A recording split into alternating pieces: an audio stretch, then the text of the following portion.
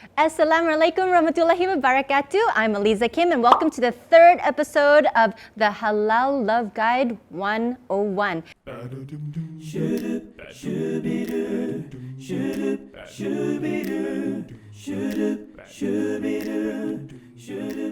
So today we are talking about ta'aruf. Ta'aruf actually means getting to know or being introduced to someone. But it's very different than like being introduced to someone and then chatting and then going out on dates and things like that. No. As a word in Arabic, it means being introduced, just so that you know the other person exists. And then after that, as a platform or as a system of getting to know each other, it's completely different than the whole dating scene. So, it's activating the hadith, it's activating the Quran verses, and it really keeps you within the boundaries of Islam.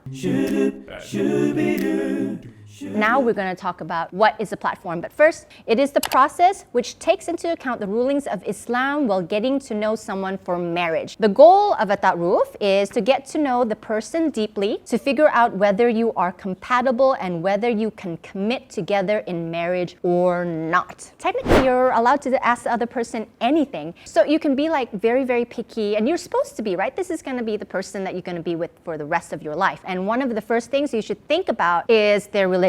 Because if you're going to be, fighting about issues about the religion, this is not going to be a happy time. What exactly are the sunnahs and, the Quran verses that are being enforced with ta'aruf? There's two main ones. The first one is, I've been mentioning it, is the separation of genders. Working in an office, you're going to see the opposite gender. So it's not as though you can't exist together, you can. It's just there's a formal way of interacting with one another in Islam. So this is really important to me, is that ta'aruf maintains the dignity of the other side. What is dignity actually? It's not just only respect, but also kind of like safeguarding the other person as well. So number one, you're asking whatever questions, but it's all going to be P&C. If it goes to a second session, already you're going to be getting, some of the family members involved. So everything is so transparent. And as soon as you know that it's going to work out, you can go ahead. As soon as you know that it's not going to work out, you can stop it without hurting anyone. So this is maintaining the dignity of both sides. So the platform of ta'aruf is really two people who are serious about marriage, coming together with both of their sides of the family, knowing about it, and coming to the table and really laying out the terms of what you want, what you don't want, learning about each other in a way that is Islamically correct. So if you do see someone either online or live and you want to start a conversation with them or you want to start getting to know them, what should you do? Okay, sometimes you really don't have a choice. And yes, sisters, you can also initiate the ta'aruf process. It's not like, there's something in society that says, okay, the guy is supposed to be the one that approaches. But remember, guess who approached our Prophet ﷺ first? Khadija, right? So you are allowed to approach first as well. So if you see a brother or sister that you're interested in, you actually can go up to them, but you don't just go up to like a sister, I saw you from across the room. No, you don't do that. You can send your friend. If you have a sister or you have someone that you know who you're close to, but preferably your sister or your mother, your aunt, that's better to go and speak to her, greet her, get to know what is her name and whether she's available and interested in marriage. That is better. I can give some examples from my own life. If a brother, before I was married, wanted to come up to me and, wanted to know more about me, I would have appreciated Assalamu alaikum, and that's it for that time. And the next time, perhaps, like I said, if his sister came to talk to me, or if they knew, for example, where I worked or where I went to school, where I was learning Islam, they went there to kind of like make that extra effort to maintain that dignity and maintain that separation, but actually ask my sheikh maybe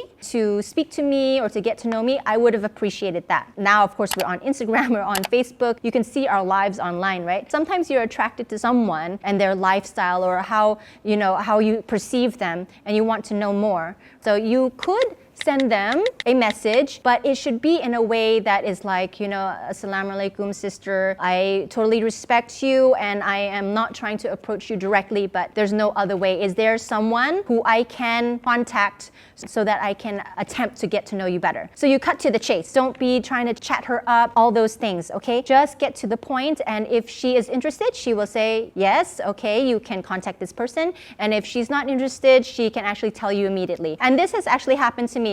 I've actually allowed people to kind of ask about me just by the way that they wrote. But then there are other brothers who I knew from the way they wrote that it just wouldn't work out. And I was actually able to look at their profiles. So I guess that's another perk of the social media world. So I was able to tell the brothers, brother, I'm not interested right now. Thank you so much for your proposal. I really appreciate it. And I can make dua for them. And then the other ones, if, they seem okay, I would say, okay, brother, you could maybe get to know me. Please contact Ustad, who I know, brother, who is my friend's husband, who I know. Perhaps you could ask them questions there or ask me questions through them. So it's something that is formal and it protects the girl. Also, it protects the brother because the brother doesn't have to put himself out there, right? If you see someone across the hall, you want to get to know them. If you see someone online, you want to get to know them. These are some tips that you could use. Now that you've found someone, decided on ta'aruf, you've decided that you want to get married now and you're interested in. What do you do next? How do you activate the ta'aruf platform, right?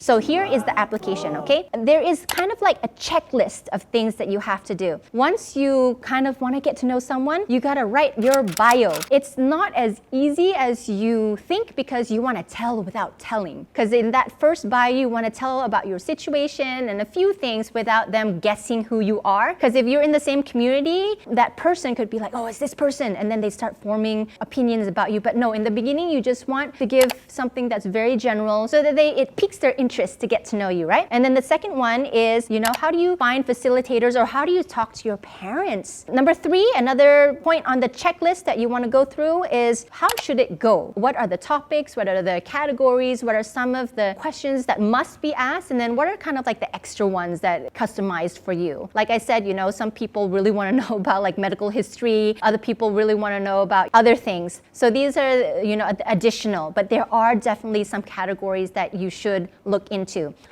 How does the whole process come together? Okay, so what is that thing that helps you to decide, okay, this person is the one? Now you need to start thinking about. Stay tuned for the next episode where I'm going to have a very special guest to come and help us learn how to make the girls' version of the singles ad and also the guys' version of the singles ad, what you should say, how much you should reveal, and exactly how does that whole exchange go. So stay tuned for the next episode of the Halal Love Guide 101 with me, Aliza Kim. Assalamualaikum warahmatullahi wabarakatuh.